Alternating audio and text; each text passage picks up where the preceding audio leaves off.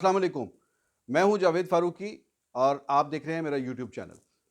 नाज़रीन, कहते हैं तारीख खुद को दोहराती है और कल जब से वज़ीर आज़म इमरान खान ने कौम से वो टेलीफ़ोनिक एक राब्ता अपना जो सिलसिला जो चल रहा है उनका, उसमें कौम से राब्ता कम ख़िताब किया है, तो उसके बाद वाक़ई ऐसा लग रहा है जैसे तारीख खुद को दोहरा रही है। तारीख किस हवाले से दोहरा रही है, हमने ये देखना है। और मतलब मैं कुछ चीज़ों को रिकॉल कर रहा था और मुझे ऐसे लगा जैसे ये टीवी के फ्रेम में नवाज़ शरीफ बैठे हुए हैं। इमरान खान नहीं, नवाज़ शरीफ बैठे हुए हैं। क्योंकि उनकी बॉडी लैंग्वेज, उनकी गुफ्तगू, उनकी डेस्परेशन सेम वही थी जो 1993 में या 1998 में, 99 में, या फिर अब अगर हम बात कर लें कि 2017 के अंदर जो उनकी डेस्परेशन थी, वही डेस्परेशन एक किस जो है वो इमरान खान के यहाँ मुझे नज़र आई कि वो 2-3 चीज़ें जिसके ऊपर उन्होंने रिस्पॉन्ड किया, तो वो बिल्कुल उसी तरह से किया जैसे नवाज़ शरीफ अपने इक़्तिदार के आखिरी दिनों में करते थे। अब ये बातें तो चल रही हैं कि हुकूमत का चाल-चलाव है, तहरीक अदम-एतमाद आएगी, हुकूमत इलेक्शन कमीशन के ज़रिए वो टेक्निकली नॉकआउट हो जाएगी, ये वो मतलब मुख्तलिफ़ किस्म की जो है वो चीज़ें, एस्टेब्लिशमेंट के साथ ताल्लुकात ठीक नहीं हैं। कई कई थ्योरीज़ पेश की जा रही हैं हुकूमत के जाने के हवाले से। यानी बात मुश्तरका ये है कि हुकूमत के जाने के हवाले से, कि यानी सब बात हुकूमत के जाने की कर रहे हैं, लेकिन उसके अंदर तौजीहात डिफरेंट हैं। लेकिन अब इसके अंदर वज़ीर-ए-आज़म के चेहरे से, उनकी बॉडी लैंग्वेज से जो डेस्परेशन ज़ाहिर हो रही है और जो ज़ाहिर हुई है, उससे इन चीज़ों को, इन खबरों को तक़वियत ही मिली है, मेरा ख़्याल है, उन्होंने जो बातें की हैं। अच्छा, उसमें 1-2 चीज़ों के अंदर वो कन्फ्यूज़न रख गए और बाज़ चीज़ों के ऊपर वो बहुत लाउडली सामने आए। और उसमें एक बात जो कल से उनकी टॉक ऑफ द टाउन बनी हुई है, वो ये है कि अगर मुझे निकाला गया, इक़्तिदार से निकाला गया, तो मैं सड़कों पर पहले से भी ज़्यादा ख़तरनाक साबित होऊँगा। अब इसकी तशरीह की जा रही है कि ये वो नवाज़ शरीफ को नहीं सुना रहे, ये कहीं और ये सुना रहे हैं। और जब वो इससे पहले ये बात करते हैं कि नवाज़ शरीफ के सवाल का के हवाले से, कि उनकी वापसी के हवाले से जो एक सवाल है, उसका जवाब में वो कहते हैं कि मैंने भी सुना है कि वो डील करके कहीं आ रहे हैं। तो इसमें एक तो वो ये भी बता रहे हैं कि वो डील अगर कर रहे हैं तो कहीं और कर रहे हैं, मेरा इस डील से ताल्लुक नहीं है।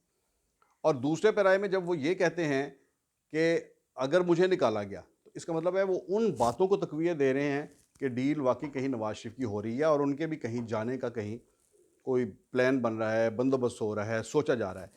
अब ये बातें हेरसे हैं, ऐसे मतलब कि सॉलिड चीज़ तो सामने है नहीं, लेकिन वज़ीर-ए-आज़म का जो है, उनकी मैं फिर कहूँगा कि जो उनकी बॉडी लैंग्वेज है, वो ये बता रही है कि कुछ ना कुछ कहीं न कहीं पक रहा है, सुलग रहा है। वो कहते हैं ना कि जहाँ से धुआँ उठ रहा हो, वहीं वहाँ कुछ आग तो लगी होगी, कुछ ना कुछ सुलग तो रहा होगा, जभी तो धुआँ उठता है।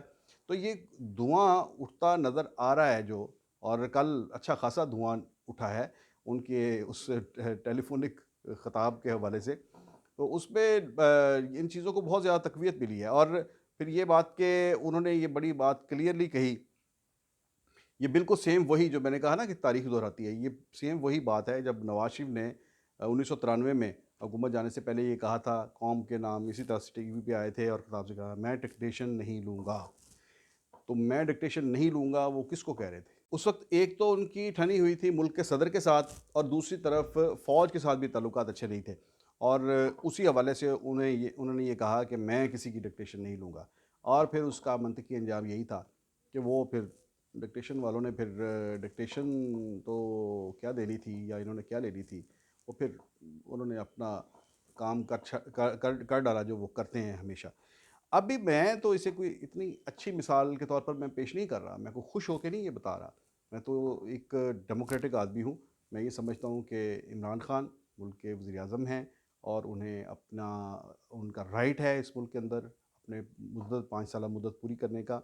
हाँ, अलबत्ता दूसरी तरफ अपोज़िशन का भी राइट है कि वो 5 साल से पहले अगर तहरीक अदम-ए-एतमाद लाती है तो लाए, और अगर कामयाब होती है तो ठीक है, चेंज आ जाए, नहीं कामयाब होती है तो खान साहब अपने 5 साल पूरे करें।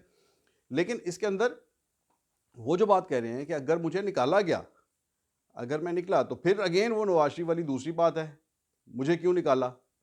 तो इधर भी अगर मुझे निकाला गया तो ये बातें जो हैं वो मतलब बिल्कुल सेम टू सेम वही उस उनके अंदर लगता है जैसे नवाज शरीफ की रूह आहिस्ता-आहिस्ता उनके अंदर आ रही है और वो चैलेंज कर रहे हैं उन ताकतवर हलकों को जिनको नवाज शरीफ ने चैलेंज किया था।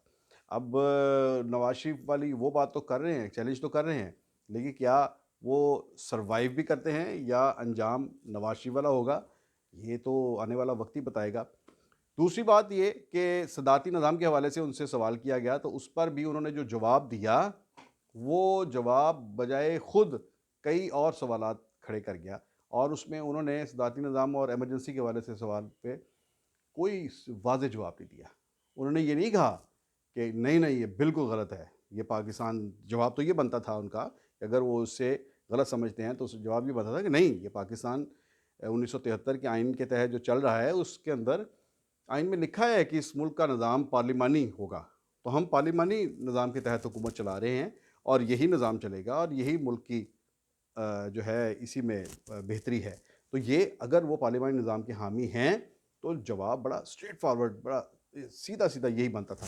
लेकिन उन्होंने ये अल्फ़ाज़ नहीं बोले, बल्कि उन्होंने ये कह दिया कि जिस तरह से बाकी मतलब ये है कि मेरे ख़िलाफ़ जो कैंपेन चल रही है, तो मैंने पहले दिन कह दिया था कि बहुत ज़्यादा जो है ये ऐसी-ऐसी ख़बरें मिलेंगी आपको या क्योंकि अब मैं इन लोगों के ऊपर हाथ डालने जा रहा हूँ, ये वो करके वो बात को गोल कर गए। ना उन्होंने सदारती निज़ाम के हवाले से ये बात कही कि ये हमारी तरफ से कोई तजवीज़ नहीं है, ना ही उन्होंने इमरजेंसी के नफाज़ के हवाले से बात की कि वो कहीं कोई ऐसी चीज़ जो है वो उनके यहाँ उसका कोई तसव्वुर पाया जाता है। तो ये इसका जवाब ना देकर वो इस बहस को फिर तिश्ना छोड़ गए हैं और ये बहस जो है ये इसी तरह से मेरा ख़्याल है अभी बदस्तूर चलती रहेगी। लेकिन फिर वही बात है कि सदारती निज़ाम एक ऐसा हुक्मरान ही ला सकता है जो उस वक़्त भी जब वो निज़ाम चेंज करना चाहता है तो उस वक़्त भी एक बहुत कंफर्टेबल और बड़ी पावरफुल मेजॉरिटी के साथ मौजूद हो। जैसे तुर्की के अंदर तैयब उर्दवान ने मुल्क का निज़ाम पार्लिमानी से सदारती की तरफ वो लेके आए और मुल्क वो वज़ीर-ए-आज़म थे और फिर जब सदारती निज़ाम लेके आए, तो उनके पास बहुत मेजॉरिटी थी पार्लियामेंट के अंदर और मुल्क के अंदर भी बहुत पॉपुलर थे। तो उन्होंने वो निज़ाम जो था वो पार्लियामेंट के अंदर तरमीम करके आइन को चेंज करके सदारती निज़ाम लाए और फिर उठ के जाके खुद मुल्क के सदर बन के बैठ गए। या तो इमरान खान के पास इस किस्म की कोई मेजॉरिटी हो, इस तरह की सियासी ताकत हो कि वो ये निज़ाम तब्दील करने की ताकत भी रखते हों, तो फिर है। लेकिन जहाँ इस किस्म की गैर यकीनी सूरत-ए-हाल पैदा हो रही हो कि जहाँ डायरेक्टली, इनडायरेक्टली या कहीं से इधर से पैगाम रसानी हो रही हो और ये बातें सुनाई जा रही हों कि अगर मुझे निकाला गया तो मैं बहुत जो है वो ख़तरनाक साबित होऊँगा। जहाँ ताल्लुकात की नौइयत इस तरह की हो ताकत के मराकज़ के साथ और आपके पास अवामी मकबूलियत का भी ये आलम हो कि महंगाई आसमान से छू रही है और आपकी पॉपुलैरिटी का ग्राफ बहुत नीचे चला गया है और पार्लियामेंट के अंदर भी आपके पास सिंपल मेजॉरिटी आपकी अपनी पार्टी के पास सिंपल मेजॉरिटी नहीं है और वो इत्तेहादियों को मिलाकर आपने सिंपल मेजॉरिटी बनाई हुई है। तो ऐसे हालात में सदारती निज़ाम कैसे आ सकता है? ये बहरहाल ये बातें जो हैं ये बड़ी इनकी वज़ाहत जो है मुझे तो समझ नहीं आई कि वो ये कहाँ किस तरह से एक दूसरे से मुतज़ाद किस्म की चीज़ें जो हैं वो आ रही हैं। तीसरी बात जो उन्होंने महंगाई के हवाले से कही तो उसमें भी उन्होंने कहा कि घबराना नहीं है। फिर खातून ने कहा कि अब हमें घबराने दें, जहाँ महंगाई पहुँच गई है। लेकिन उन्होंने एक तो ये कहा कि नहीं कोई ऐसी परेशानी की बात नहीं, लेकिन साथ ही उन्होंने घबराहट की नई डोज़ भी दे दी। उन्होंने कहा कि पेट्रोल की कीमतें आलमी मार्केट में और बढ़ रही हैं और ये कीमत और बढ़ सकती है। फिर उन्होंने ब्लूमबर्ग का जो है वो रेफ़रेंस दिया और घबराहट की एक डोज़ और दे दी कि जनाब ब्लूमबर्ग ने ये कहा है कि जब खाद दुनिया भर में इस वक्त वो कामयाब है तो हो सकता है इससे आपकी अजनास की पैदावार जो है वो कम हो और ग़िज़ाई किल्लत का तो ये घबराहट का अगली भी डोज़ जो है वो अगले 6 माह के लिए वो खान साहब इस एक टेलीफ़ोनिक राब्ते पे दे गए हैं। बाकी अल्लाह ही रहम करे हमारे हाल पे भी, उनके हाल पे भी और देखते हैं कि इस मुल्क के अवाम के किस्मत मुकद्दर में और कितने दुख लिखे हैं। कब उनका वो ख्वाबों का शहज़ादा आएगा जिसे वो कंटेनर के ऊपर देखते-देखते उन्होंने इलेक्शन गुज़ारे और वोट डाले। अपना बहुत ख़्याल रखिएगा। आइंदा व्लॉग में फिर मिलेंगे। अल्लाह हाफिज़।